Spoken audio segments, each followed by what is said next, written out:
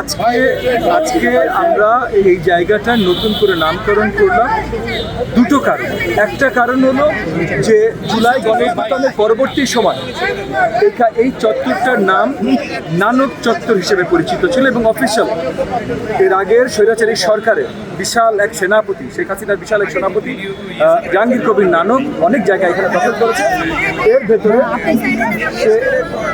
এর ভেতরে সে এই চত্বরটা তার নিজের নামে নামকরণ করে।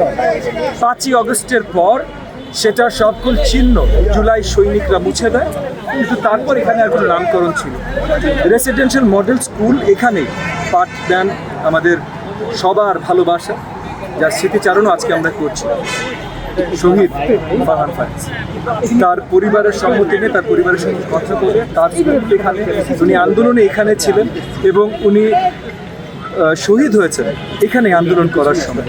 তাই আমরা চিন্তা করলাম যে এই চত্বরে যেহেতু নামকরণের আগে ছিল এবং স্বৈরাচারীর নামে ছিল, সেটার বদল আনতে হবে এবং সবচেয়ে উত্তম হয় কার নাম দেয়া।